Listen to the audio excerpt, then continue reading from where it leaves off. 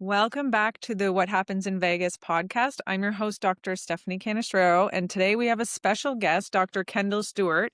He's a board certified neurotologist. He was a neurosurgeon. He now practices functional medicine. He has companies for genetics. I mean, he used to work on a concussion board or with all athletes. So, I mean, I have this very formal intro for you, but I think we're going to get to the essence of who you are through this talk. So Okay. thank you so much for being here. Thank you for having me. I appreciate it. And Uh, you're in Texas, right? I am Yeah. in Everyone. Texas, Austin, Texas, yes. Amazing. Oh, that's a hub for all of this kind of health stuff. I was just there. And also there's a whole bunch of robots roaming around.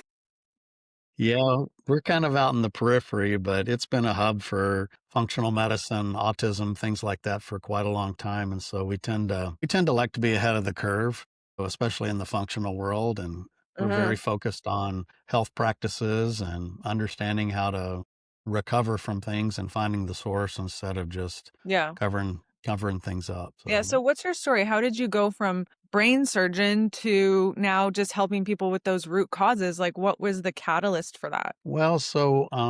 I'll tell you that my background when I was training was in biochemistry and cell biology. And so a lot of my research was done on viral infections at MD Anderson. I was also working a lot on surface markers and biomarkers, and basically then went off into my ENT training and then on into my neurosurgical training and came to Austin and found out that I'm very good at surgery, but what I was really interested in was preparing people for surgery and getting them recovered. And in fact, some of the concepts that I was taught were wrong, meaning that cutting a nerve that's malfunctioning is a one-way street. I just didn't understand why we couldn't just heal the nerve. So I got very interested in a concept called neurotrophism.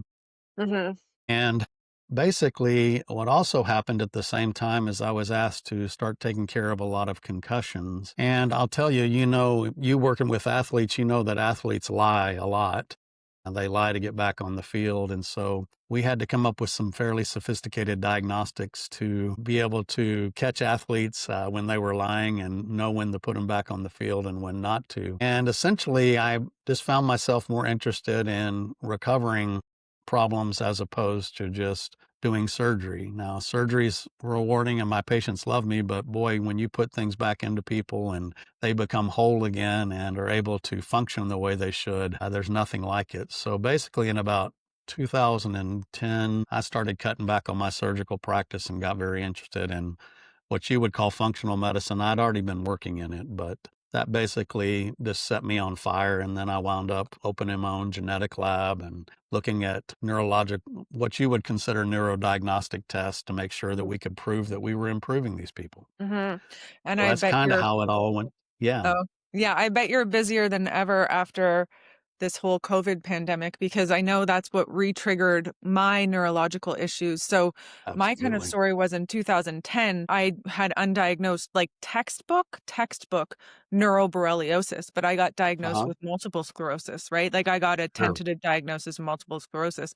And I was sure. in chiropractic college, but that's what shunted me down into learning about functional medicine and trying to figure out, because I got the whole we're going to watch and wait type of I thing, know. right? Yeah, I hate that. And then for 10 years after a lot of digging and a lot of recovering, I was in full blown remission until COVID, right? So have Well, you noticed like a huge spike, obviously, like all of us have seen with the It's brain inflammation? Yeah, huge is not even the word. Yeah. So everybody that comes to see me, what we would call your situation would be what we would call microglial activation, which means you had an activation of the immune cells of the nervous system. And that can come from so many things. In autism, it typically comes from a vaccine or an infection. In neuroborreliosis, the borrelia is what's causing the microglia to activate. And I just don't think people really have appreciated how much inflammation caused a problem. But the concept is pretty simple. I mean, anything that changes rapidly, good days and bad days, that's not neurotransmitters. Neurotransmitters don't change that fast. It's all about inflammation. So, I tell a story that back in 2007, I was operating on a young girl and was a benign tumor. We just went in to operate. I got there. She hadn't had any trauma, anything, and her brain was as bright red as a tomato. And so that really impacted me to the point where I was just like, this is crazy. This is an inflammation that we have just never seen, and there was no reason for it. And so that really set me on fire to understand how we could approach controlling those microglia. And being in autism also, I've treated about 2,500 of those kids in my career. We have to turn off the inflammation or we'll never get anywhere because Mhm. nothing heals well with inflammation. And so, yes, I mean, after COVID, we had a little bit of spike around another, what I believe was another artificial virus that was called the swine flu.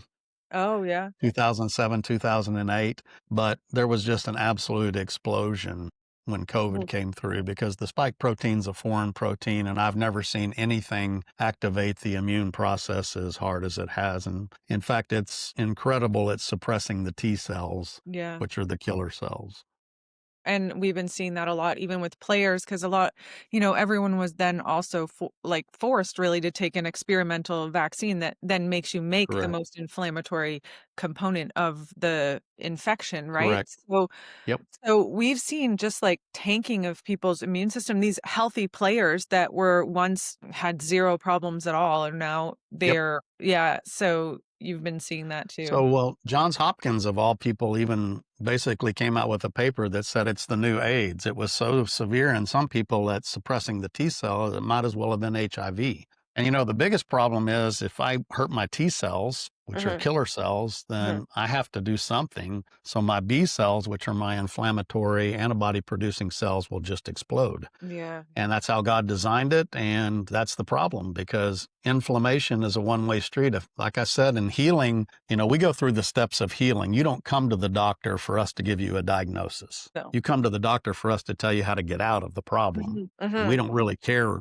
I could care less what you call it. Me But too. inflammation control is the first step of all healing for any organ, including the nervous system. And Mhm. so if you can't resolve that, you're probably not going to go too far. So you're controlling the inflammation, but still while kind of getting that root cause out of the body sort of thing. Well, what we do is we basically go about we use genetics. So genetics Mhm. tell us what's going on at the functional level, and it's just something that not everybody speaks, but me being a biochemist, and I was asked to be a professor for genetics at the World Anti-Aging Congress. So basically, there's 3 different parts to the immune system that are important. There's the JAK-STAT system, which handles the chemical messengers. There's the tumor necrosis factor system, which basically handles the general status of the immune system. And then there's the toll-like receptor system, which handles infections. So there's 9 different toll receptors. They fight different infections. Now, the way we control each of those is very different. Mhm, So meaning that we will use things that are long-term safe. We tend to use, if I use a medication, I'm almost using almost solely medicines from the 1970s. And the reason is they were plant derivatives. mhm, And so I tend to be able to look at a chemical and I can tell you who made it. And I kind of like the ones that God made. mhm, But basically, if we're looking at the chemical messenger system, we like steroids like vitamin D, bioidentical steroid enhancement. We like low-dose naltrexone, which mhm, works very well. mhm, We tend to basically use methods that a lot of people don't. And what's really become popular for us is we're using thymosin alpha 1 a lot as a peptide to recover the T cells, because once I get those T cells to recover, the B cells tend to calm down on their own. So really the real fix is getting those T cells to recover so you can kill cancer and infections and just control them. mhm. So that's what we're really after in that whole balance, reestablishing the status quo with the immune system. Yeah, so then when you bring up those T cells, like you said, you can get rid of those infections yourself. Because even Correct. ultimately, when you take anything to try and clear an infection, you're just trying to lower it enough that your body has to take over and clear the actual infection. Absolutely. Boy, Because you're everyone preaching we my language, Stephanie. Yeah, You because are everyone preaching. we see has, like, multiple infections right now, right? Right, Their mold is through the roof also. There's maybe some Lyme, maybe some viral, EBV has right, made this reemergence. There's cytomegalovirus, right. parvovirus, whatever it is. So It's just this I'm a real analogy guy, so I like to say, imagine I went to a big university and I set up a table and said, "Free barbecue sandwich." I mean, who comes and gets a barbecue sandwich? And the answer is everybody. Yeah. for the most part. Now, you might have some vegetarians that don't, but the long and the short of it is when the immune system's in trouble, everything bad shows up that's an opportunist, Mhm. Mhm. And so I don't necessarily have Lyme's, but I had a job in my teenage years where I was baling hay and I had tick bites like crazy. So I'm positive I got exposed. Mhm. But if I can keep my immune system healthy, then it won't show its ugly head. The problem is COVID just destroyed the immune system, just destroyed Yes. it. And so do you think all of this that we're seeing with everyone thinks like everyone's mast cells and I have mast cell activation or I have POTS, they just Right. name these separate Well, so like that's the nice thing about genetics. I can tell whether there's a foundation principle. In fact, we kind of identified a new form of POTS that's actually hypoadrenergic, which means you can't take dopamine and convert it to norepinephrine very well. mm, That's called the dopamine beta hydroxylase symptoms. So we've seen a lot of athletes. I kind of had a rush on national class swimmers who were swimming and passed out in the pool and mm, had to be rescued. And once I took care of one of them, I wound up having 7 of them in rapid succession. And we were able to get them back on track just by enhancing their dopamine production and their norepinephrine mhm, conversion. But with mast cell activation, yeah, the problem is mast cells really fall into almost the B cell control status. So if the T cell, in particular the CD8 T suppressor cells, those are what a lot of people doesn't talk about. T suppressor cells, their whole job is to control the mast cell and the B cell activation. So when mhm, you destroy those, there's no buffer on the system. And in women in particular, you guys have unfortunately 1 week out of the month where you don't have very many steroids in your body, and that's called your cycle. mhm. So progesterone is your major inflammatory control agent. Mine's testosterone. But the problem is women do cycle, and so their progesterone does tend to fall out once a month, and that becomes a big problem. Percent all of my symptoms turned on, like, both times were right around my cycle, and then I would kinda get normal, and then at my cycle again, all of my symptoms would come back. This was before it really kind of came back, and I was actually manually treating people who had just got the COVID vaccine Yeah, booster, and I didn't know, and it was literally the day after that I went from where my body was managing these symptoms, where, right, once a month they were trying to show up, like I was getting the high heart rate, I was getting the neurological symptoms, the fear, the sense of impending doom, right, I was in right. tachycardia. I mean, my blood pressure was through the roof. So, and that's what kind of changed it from my body compensating. And it just when my steroid hormones were low that I was feeling the symptoms to like a Yep, full blown attack. And all my organs got absolutely. attacked and Lyme turned back on, like in a very acute way as well. So, Well, remember when you get that vaccine, the RNA goes. So I've got a background in allergy and immunology because I'm ENT. So mhm, remember the vaccine, it goes to the first cell it can find and tells that cell to produce the spike protein. mhm, So once the immune system's created antibodies, it comes back and kills those cells because they got spike protein on their surface. It's kind of the mhm, dumbest thing I've ever heard in my life. mhm. No wonder we had such an issue. And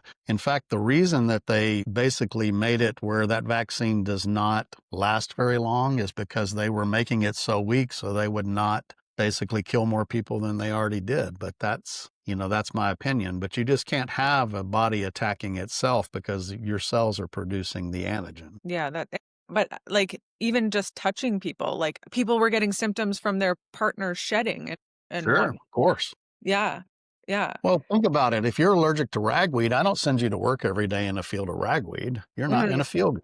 You know mm-mm. what I mean? And so it just doesn't make any sense overall. What are you So s sorry for no, cutting go you. ahead. You don't. I was gonna say, what are you seeing as far as, like, genetics that are making people more predisposed to having these symptoms, like, in general, but maybe since even COVID? So people that typically, the patients that see me have immune systems that turn on aggressively. In inflammation, we have on switches of genetics and then we have off switches. Now, Anglo-Europeans, Hispanics in particular, which I see a lot of in Texas, they tend to be aggressive anyway, and it's a kind of a descent pattern problem. About 80% of people that come from either European descent or Native American descent or a combination have aggressive on switches. The way you get to see me is when you turn on inflammation, you can't turn it back off. Mhm, So that's the biggest problem. They have no mechanism to turn it back off. Mm, Now, I'm going to tell you, after 25 of working in nervous system, 30 years of working in nervous system issues,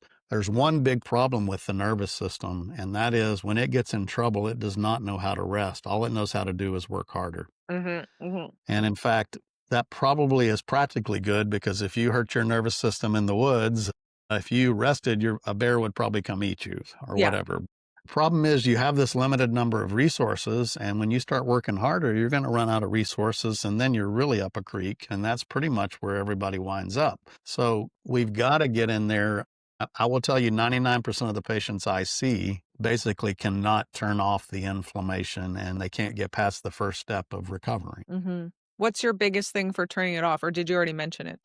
Well, so we use whatever is necessary and appropriate to the age. So if we're dealing with young men, we'll make sure that we use a peptide or something to enhance their natural testosterone production. For women, we do use bioidentical progesterone at certain times of the month. We take it orally. We basically use a lot of vitamin D because vitamin D is a steroid. Most people don't know that, but it's a corticosteroid. Has beautiful effects. We use low dose naltrexone.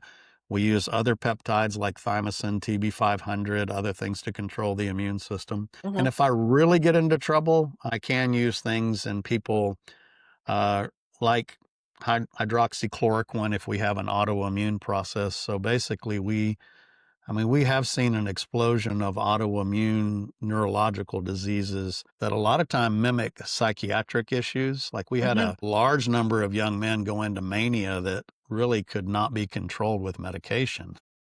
mhm, And these kids were getting arrested, mhm, running around doing all kinds of things. Medications didn't touch them. So we found out they had an anti-dopamine antibody that was produced just because of the COVID exposure. So in those kids, we had to go about using plasmapheresis or therapeutic plasma exchange to wash out their antibodies mhm, and then control the immune system. And it's a slow recovery, but it works. mhm, And, the biggest problem once the immune system starts working well, the second step we go through is actually making sure insulin resistance is handled because the nervous system is such a high energy organ that if you can't get glucose delivered right, glucose turning into pyruvate and then getting into the Krebs cycle is such an important thing for even the neurotransmitters like acetylcholine. I know the vagus nerve is a big thing for you. That's an acetylcholine nerve, mhm, and you got to have pyruvate going into the mitochondria to get your acetylcholine. So mhm, those are the type of things we've got to make sure because, the problem with young teenagers and athletes, they are running at a very high metabolic rate and the body does steal mhm. metabolic need into different areas. And Yeah, so for sure. it's When you're dealing with particularly the bad. insulin resistance part, are you Yeah. utilizing any peptides for that, or are you Yeah, we doing do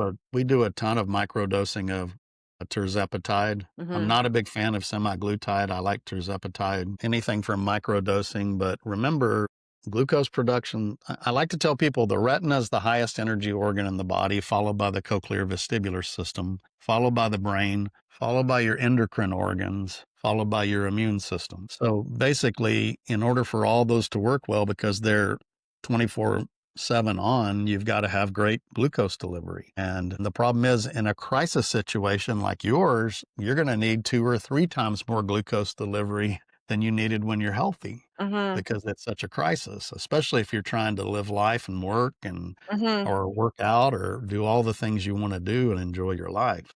Yeah, I wasn't able We to uh, do a we lot of also those.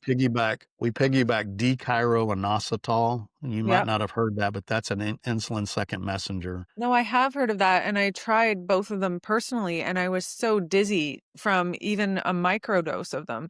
And, like, that's what I see with some people, like, I have overall hypoglycemia, but I do Right. have the higher insulin at times, right? So, I think I should try the tirzepatide, but I haven't yet. Yeah, but you gotta start really, really, really low. Way Point less 1, than you think. point zero Well, 0.01. so the thing is, from being a chiropractor, I use tons of supplements and use genetics, and so I about 30% of my patients come to see me because they're too sensitive to be on prescription medicines from their other MDs. You Mhm, know what I mhm. mean? Yeah. And so, you just got to ask a simple question. Do you tend to be sensitive to things? And people will know if they are. And I mean, if that happens, then I'm telling you, you use 5 units, this little teeny dose, and start there and just ease into it because, Mhm. I mean, there's nothing wrong with being a cheap date, meaning Yeah. that you don't need much to accomplish what you need. So that whole Mhm. idea, the studies were done on losing weight. So they were using ridiculously high Really doses just high. trying to get the maximum weight loss. And that's not going to work for most people. No. And everybody's always worried about losing weight. Well, if you're using these micro doses, you will lean and convert. In fact, the skinny people actually get more muscle mass because they're Yeah. delivering glucose more effectively. So, Wow. we use, 20 milligrams per ml, and we'll Mhm. have many people on 5 units, which is just A micro. hardly anything, but it can Yeah. make a big difference. Yeah, no, I've seen it, like, a lot of my colleagues are using it, I have my dad's trying it right now, for Sure. we obviously have similar genetics, and this turned on some Yep. nasty stuff for us, so we've been working through things on ourself. I've Well, tried peptide-wise, I've done the KPV, I've done BPC because I had a severe, esophageal, gut issue. Yeah, well, I burned it. Like, anyways, it's a long story, but to help heal that up. But I had a hiatal absolutely. hernia from all the damage to the collagen. The whole when I you're know the whole inflamed thing. too Yep. long, I don't have to explain to you and whoever's listening that have gone through these crazy symptoms that just are all over your body, you understand what we're talking about as well. But yeah, it's Well, you may, if you're going to try the DCI again, just use the DCI and not the inositol with it. mm, The inositol is a methyl donor, and so it mhm, will donate kind of like taurine and other things. It can hyperstimulate you, and that's not what you need in that mhm, scenario. So the combination of inositol and DCI is not what you want. You want just the DCI, mhm. the Okay. dichiroinositol. Yeah, I don't think So I that's tried it. probably why you had a trouble with it. Yeah, it was a myo-inositol with the D-chiroinositol. Yeah, you wanna stay away from the myo-inositol. Remember, that's a methyl donor, and what Yeah. that means is it feeds SAMe, and it also makes your dopamine turn over really quickly, and that's why a Red Bull works because 'cause it's got taurine in it. So, you don't need any more stimulation in your nervous system. Yeah, but what about most people find taurine calming for their nervous system? That's when they're using the methyl donors. If the situation's right. Remember, all neurotransmitters is not about the level of the neurotransmitter, it's always about the ratio. Mhm, I like to tell people that I can make a recipe for 1 pie, I can make a recipe for 3 pies, mm, but the ratio of everything has to be the same. It's mhm, not the amount, it's the ratio. mhm, So basically, the glutamate GABA ratio is very important, the acetylcholine kind of level related to dopamine and serotonin, and that's why methylfolate is used for dopamine and serotonin. Those ratios have to be equal. And mhm. the problem is with drugs, you only bring up one agent.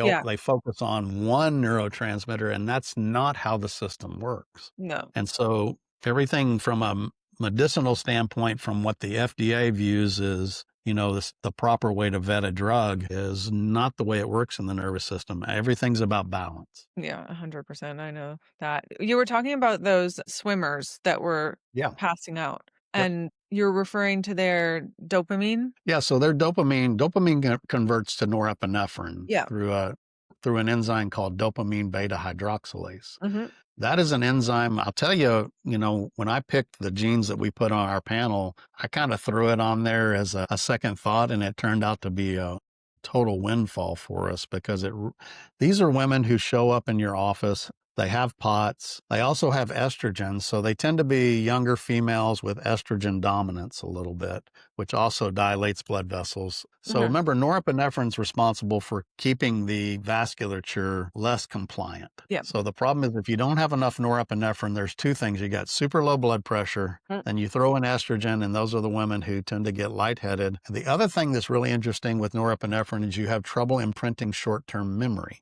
mhm, So you have to hear something over and over and over in order to get it imprinted. So you can mhm. ask them a couple of questions and it becomes very apparent if they're having that issue with not having enough norepinephrine. Yeah, but we've Because been in the seeing that a literature, lot.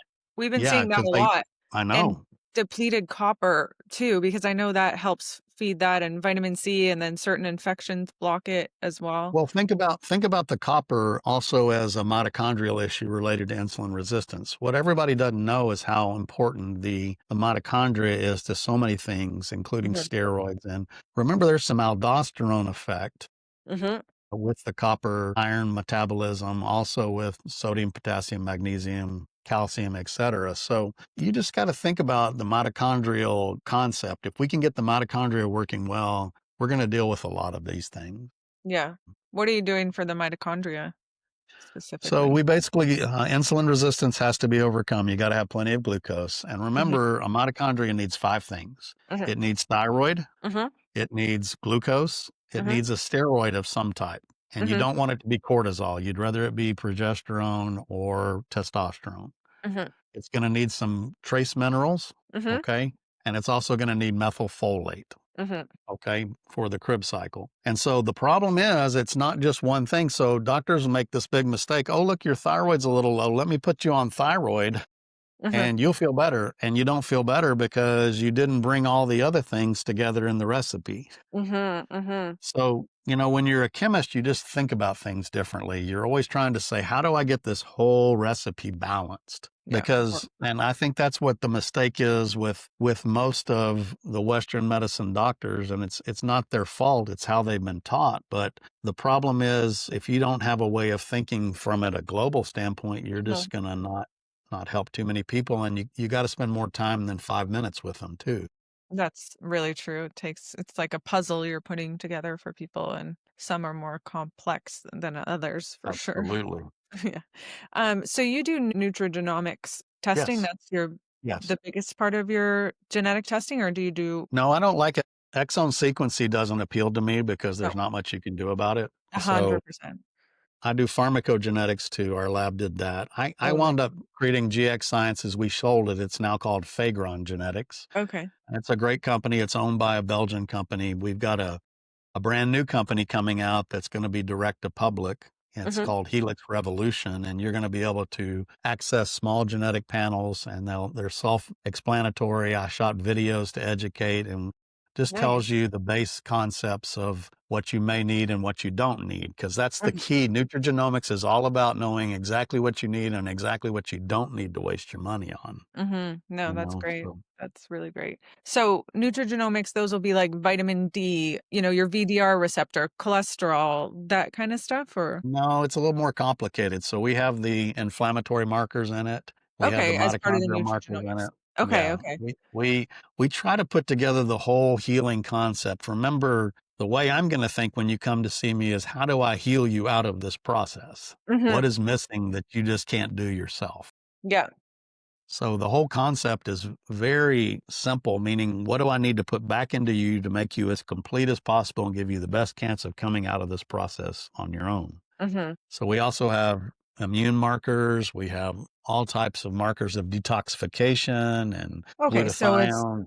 it's the GSH, MTHFR, you've got you already talked about the dope, yeah. Okay, so you're doing like a full genetic panel, but not the genes that you can't do anything about, essentially. Correct. I don't like exome sequencing, and because nobody ever does anything about them. No, there's nothing you could do, you're still just gonna work on epigenetics and what you can, right? Right. So we also have lots of, we have some other new tests that basically look at, in a company called Extending Me, which is another company we've started. We have a new Alzheimer's panel that actually has 52 genes, Well, not just two. no, And yeah, so exactly. we're able to look at risk. We have a new blood test, a biomarker test to actually see Alzheimer's coming. We measure p-tau, and if we see that getting too high, we can actually do plasmapheresis or plasma exchange and actually reduce the p-tau, and therefore we should be able to delay the onset of Alzheimer's and dementia. We've got a lot of cool things going on. Yeah, just so people know, the plasmapheresis, that's when you're essentially the plasmapheresis is when you're switching out the plasma where a lot of our waste and toxins are in the serum Yes. and replacing it with albumin and Yeah, saline? just albumin, Just albumin. 5% albumin. Yeah. Yeah.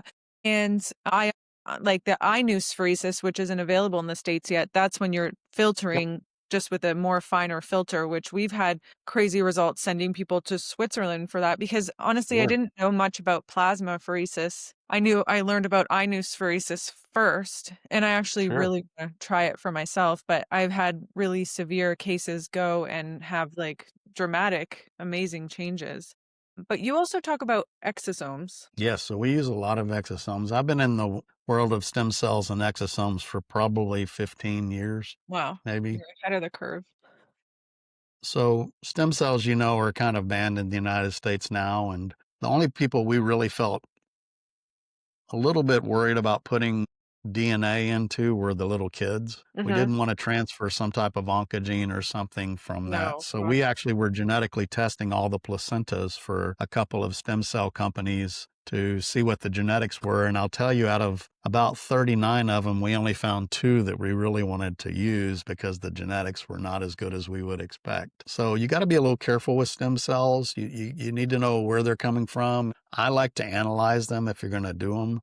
You can't use your own stem cells for most genetic weaknesses because they already have the genetic weakness too. So you're not Mhm. going to overcome anything. Cool. So exosomes, the ones we tend to use, we use amniotic derived, which means we harvest amniotic fluid at the time of C-section. And those have an advantage of having both the mom's stem cells and the fetus's stem cells. And we like that because there's advantages to both.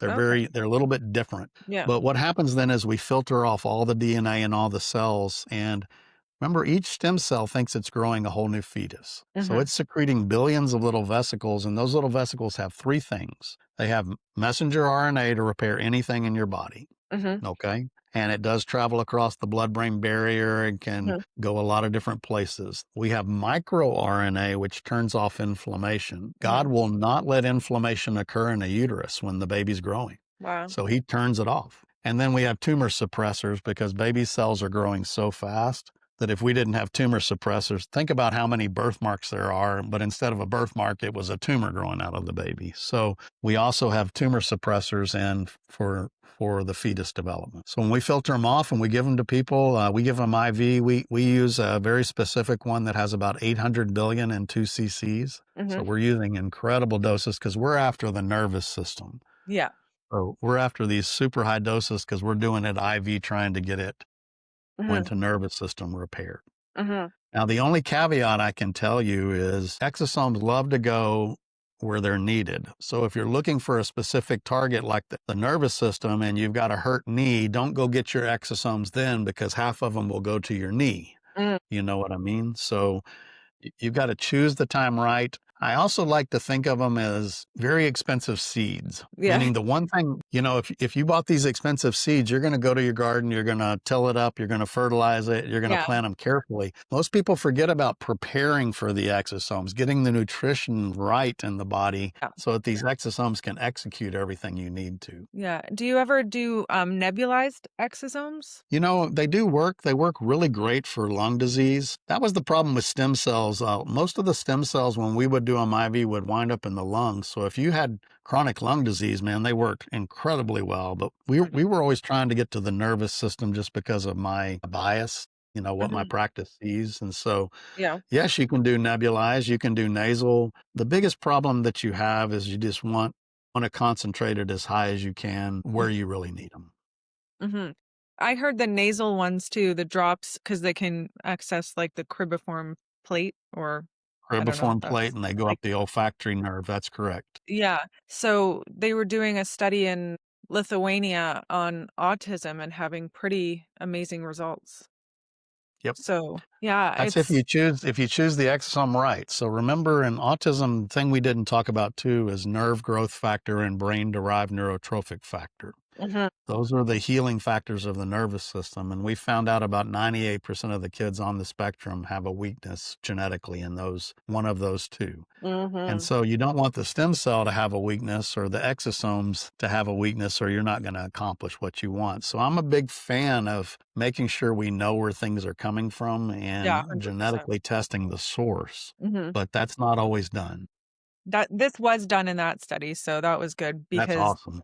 they did clarify that and, had listed all the everything that they had tested for and purity. And theirs were umbilical cord, I believe, not amniotic fluid. So they Right. didn't have the mothers as well. But it's just amazing to see these things. And I guess as things become more of a necessity and people are really reaching for these ways to like actually heal, instead of like Absolutely. masking symptoms or treating, I don't know. You did surgery, like that's a last resort. No one wants to be cut open, right? Right. Well, remember, when you become a very experienced surgeon, which takes time, Yeah. the hard part is knowing when to not operate, Mhm. and, the problem is there's economics involved for the doctors sometimes. There's just too much. And for me, if you had chronic vertigo, I was taught to cut the vestibular nerve. Well, you cut the Wow. vestibular nerve and might get rid of the vertigo, but now you got a whole bunch of other problems. You can't posturally control your body and everything else. Wow. So I was like, why can't I heal that nerve? What's wrong with this person? What's really Mhm. going on? And so that's kind of how I started in down this whole pathway. That's amazing. I'm always impressed, and I think you guys make, these really amazing holistic practitioners because, first of all, your education was like the most in depth, especially as a surgeon. You do how many extra years, right? And Yeah, then like say, and I know actually a few surgeons in this space. One was a cardiovascular surgeon and he's doing amazing things. And so it's always like, mhm, we need more of your breed of that think thank outside you. the box and start to really like apply things because I see and I feel like there's also a confidence that comes with you used to literally cut people open. Like you it gives you a confidence to work with people in different ways that other people don't have, right? So I always find that, yeah, you instill a lot of confidence for your patients, and I think that's half the battle when someone's working with someone as well. Thank you so much. But you mentioned the retina, and again, I'm Mhm. going back to my story because it's still ongoing and I'm so much better, but, vision was 20/20, perfect vision. And then Yep. now floaters everywhere, and I know you said that about the insulin and how glucose, the most you need is in your retina. So that was just an aha moment, and I think I'll definitely even focus more. Again, I get nervous about trying things on myself because I am sensitive, but I'm gonna do just the Cairo inositol. Well, I was lucky enough. My wife is very, very sensitive. So I Mhm. practically learned it very early on. And, the whole idea is this stuff. We would assume that 90-year-old people probably have old mitochondria. They don't have a lot of energy. So if I sat you around a table of 90-year-old people, how good are their eyes? Yeah. Not How good good. is their hearing? How good is their brain working? How good are their hormones? So this is stuff you already Mm. know practically. You just didn't think about it the way we think about it. And Mhm, mhm, what's really shocking is with the biomarkers we have for insulin resistance, by the time you've had an A1C starts to elevate, you've had it for 10 or 15 years. It's not a new mhm, thing. So mm-mm, we've got to eventually develop some much better biomarkers. Now we use genetics. We have the autophagy genes, the ATG mhm. genes that tell us how well you clean your cells of debris. And we know that those people get into insulin resistance very early on. It's pretty easy to see genetically. Yeah. What kinda diet do you use for people, or you tailor that obviously as well? Yeah, we tailor it according to them. I can tell you that for the most part, we do like to avoid, the carbohydrates and the insulin stimulation, especially with people in insulin resistance. So we tailor it specifically to their needs. We're high protein, tend to have complex carbs. I love root vegetables, general vegetables. We do have genetic tests that can actually tell us the ideal diet for your genetics too. So we have one that's actually a 100-page report that gets so complicated that it Oh. overwhelms people. We can look at your genes and tell you exactly which diet actually matches you. The problem is, you do have some good nutritionists out there that can do it, but you got also a lot of bad nutritionists that really can't give you the right advice. And so I Mm. like to tailor it for genetics because, I have an opinion, but you don't want me to guess. I'm not in the business of guessing. Remember, neurosurgical trained doctors, we don't guess at anything. We've never been trained to guess. You're not going to let me cut your head open on a hunch. So I'm not trained No. to do that. So I'm always going to go to some type of objective validation to tell you the right answer for you. Because Mm. population medicine and the way we study drugs is just stupid because we have all these different people, all different races, all different genes, and we try a drug and we act like everybody's going to be the same. That's just not smart. What you really Yeah. want to do when you go to the doctor's office, you have to be selfish. What is going to work for me? I want to know what's going to work for Mhm. me or my child or my husband or whoever. That's what I want to know. And so you've got to walk in here and be Mhm. selfish when you come to see us as Yeah. providers, you know? Yeah, I totally agree. I'm Sorry, all I'm preaching for a I little need bit, but it does get me irritated, you know? No, I need the data too in order to act on anything and feel like I did a good job at the end of the day. Obviously there's clinical decision making that comes in and that's a little bit of Sure.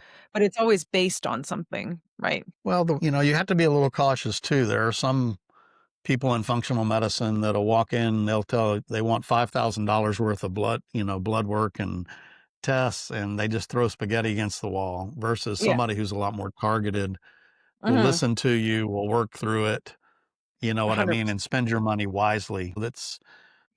There's a fine line, you know. Do you do a lot of work with the gut or like just bringing down the inflammation in the general body you feel like brings inflammation down in the gut? So we do a lot of work with the gut. I really believe that biofilms are underestimated Mhm. quite a bit. By the time people get to me, they've seen, oh, I don't know, 15 or 20 doctors by the time they get to me. So if they're still having gut issues, we do have some biofilm busting type of uh, protocols that are very easy to carry out. We do a lot, particularly like the gut microbiome testing because it's just too complicated and it's not precise enough. When I build diagnostic tests, I really am thinking about the solution, not the Mhm. test itself. And so Mhm. the problem in the microbiome testing for the most part is the solution because there's so many things in there, it can be very difficult to carry out. And so we certainly work on the gut a lot. Now, from my standpoint, once you've got no biofilm issues and no SIBO issues, small intestinal bacterial overgrowth, you're going to then BPC 157, even orally, works phenomenal for healing the gut lining. You don't even have to go to injectable. You can do it in a capsule and it works great. Now, if you Yeah, I want do. the connective tissue effect, sometimes the injectable works better, but you still get some of it with the oral. So we do a lot of sublingual peptides. We do oral peptides when it's appropriate. Mhm. Pharmacokinetics is one of my specialties, which is how things get transported, what's the percentage, and I've built tons of supplements. So those are the kind of things that my brain goes to just to try to What do you think guard. about the peptides that are the patches that people are talking about? So my expertise is really in transdermal applications. So we built a lot of lotions for the autistic kids back in 2006 and 7 because all the kids back then were getting B12 injections every day Mhm. if they were on the spectrum. And so we built the transdermal lotions that had methylfolate, folinic acid, all the other Oh, things wow. all the methylated vitamins. The problem with the patches is a peptide does not typically, it'll go into the skin, but it won't go through the skin, through the basement membrane, and basically get into the bloodstream. So that's not the case with steroids. Steroids do that very well. And it's not the case with a lot of vitamins that are more fat soluble because they transport through the skin very nicely. But in peptides in particular, Mhm. unless they have a lipophilic tail, which Mhm. means that they like fat, you're just not going to get them transported as well from a patch in I most won cases. I wonder if they're making it I don't know enough, so I was just kinda throwing it out there, but I wonder if they make it, like, liposomal or something, I'm not sure. You can go liposomal. Liposomals are overused a lot. Yeah, The problem is you want to make sure they're getting where you really want them to be. yeah, And that's the hardest part. So peptides are beautiful for the skin. If you're trying to fix the skin and yeah, eczema and all that, peptides are beautiful transdermally. And I love transdermal applications just because they're slower release, they're tolerated better. I'm a big transdermal guy, but in peptides, I just haven't had a lot of success. mhm. No, that makes sense. From the reviews that people were saying from actually using them, they weren't saying they were feeling that big of a difference from the ones that I saw anyways. Do you use any nicotine? All of Yes, this we do use yeah, nicotine a lot. So the nicotinic acid receptor sits next to the ACE receptor. mhm, So remember, the ACE receptor is the target of the spike protein, And what most people don't know is the nicotinic acid receptor abuts an ACE receptor. So when you hit the nicotinic acid receptor, you not only get the benefit, but you also get a structural change in the ACE receptor to let the spike protein go. So it's not stuck in there causing a foreign body react. And so, Right. yes, nicotine can be very effective at a lot of different things. But Mhm. I like to say we wouldn't have receptors for it if it wasn't going to be a good thing. Yeah. No, I've seen some major changes with that as well, but, as Now, far as, like I do like the transdermal application of nicotine. I yeah, don't like the spikes of the pouches and the tablets as much because you're using it more as a drug and more as a yes, dopamine stimulator as opposed to what I would call an underlying therapeutic. slow, steady kind of thing, yeah. Correct. Are you using those pure ones? We can talk about that another but, yeah, those but that has been huge, and it's kind of like, not really talked about as often, I think, with everyone suffering so much. But as far as like mast cell activation stuff, Mhm. what kind of stuff do you do for that? Because you said I know a lot of MDs use ketotifen and cromolyn, Yep. and you said you like specific medications, and I was just wondering if there's Well, medication or you do more the natural route or ketotifen is a very old thing, and it's actually an antihistamine, anti-leukotriene, anti-prostaglandin, so we do oh use it. The problem is during the day, it's gonna make you sedated in almost everybody. It's just impossible to take. So it's great to take at night, and it doesn't seem to have a lot of side effects, but that's not the only answer. What you've really gotta do in the mast cell activation is calm the cell itself. yeah, for sure. But we've had great success with using low-dose naltrexone. Now, on the mast cells, you're really dealing with mostly the toll-like receptors. So the toll-like receptors, which respond to infectious agents and other activating factors, basically hit what's called NF-kappa beta. And so I can tell you that we need to essentially calm that system and understand the severity of it. We use a lot of analysis of the histamine breakdown enzymes in the gut. And if you don't, we actually use some supplements when people do get exposed to essentially break it down. Like DAO. Well, so it's really funny. The DAO gene is not the DAO enzyme. The No, I meant the DAO enzyme. Is enzyme. that what you give them? Well, so we give them actually porcine kidneys. So Mhm. the one place you cannot afford to have a histamine reaction is in the kidney. Oh, So wow. using porcine kidneys seems to be works the best for us, and Yeah. that works as an outstanding blocker of histamine response in people. Yeah, that was a savior for me. I mean, I did as high as I had to a day of that of the desiccated Yep. kidney, but, all the companies call it DAO, like His DAO or DAO, so yeah, Well, yeah. that's the enzyme, but remember the gene is not the DAO's gene. The gene is the Yeah. AOC. Uh, yeah, the other one is for the brain, MAO. It's HNMT, Yeah. histamine and methyltransferase. Well, I mean, I could talk to you for days. I don't do you have a course on this? Very good. Do I have what? I said, "Do you have a course on this for all your Oh, I thought genetics?" you said, "Do you have horses?" And I was like, "Yeah, I got lots of horses." Also, do you have horses? That's amazing.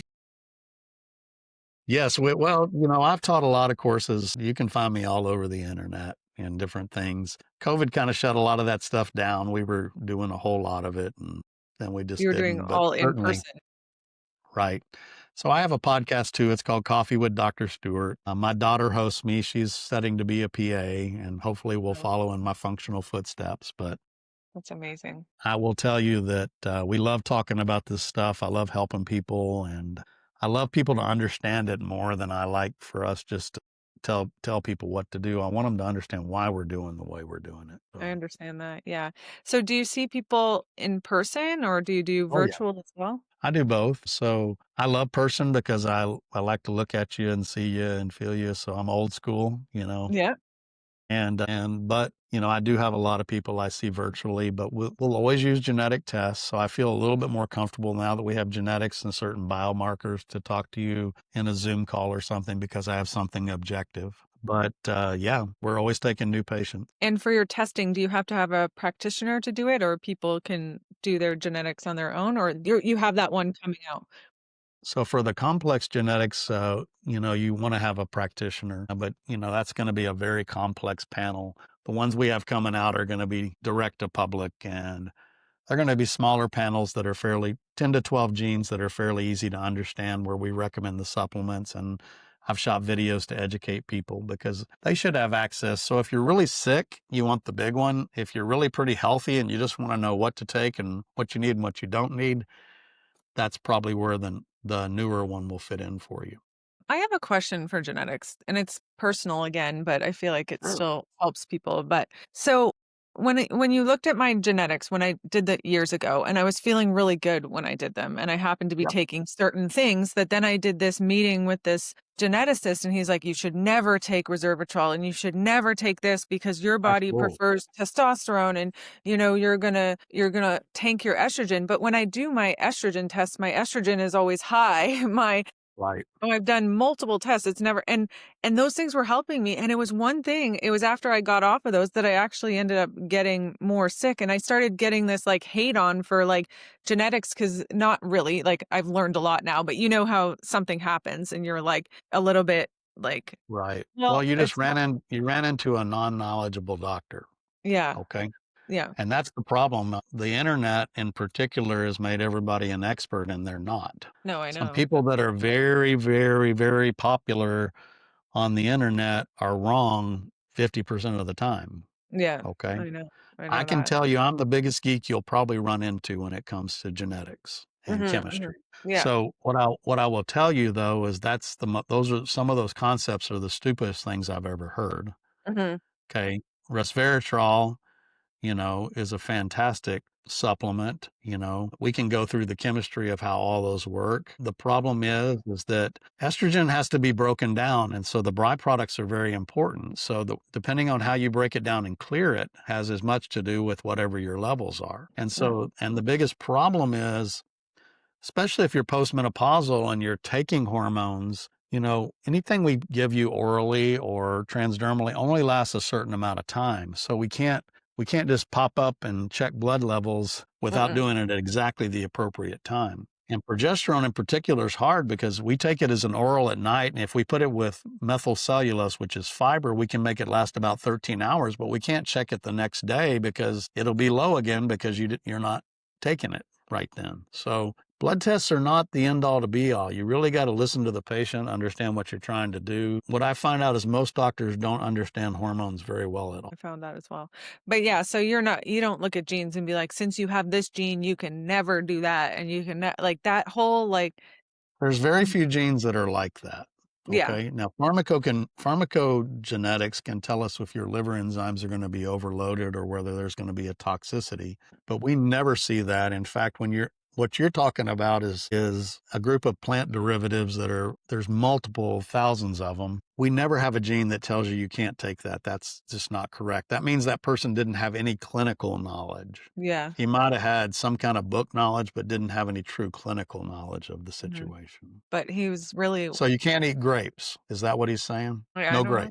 No grapes for you. I don't know, but I'm sorry, I'm being a smart aleck, but I that's know. just it drives me crazy. But it did, Okay. it shifted me at that time, and this was before I was in functional medicine and learning, and it made me think, well, like, I don't know. Anyways, it's a whole other thing. I am so into genetics now, I see the importance. I've learned a lot since then, but I just remember being a little bit jaded and being like, "You're just gonna look at one thing and say you could never have I that." think you'd be very surprised if you spent some time with me. I think you'd I would be love to, very so thrilled. I will Okay. definitely try and sort that out.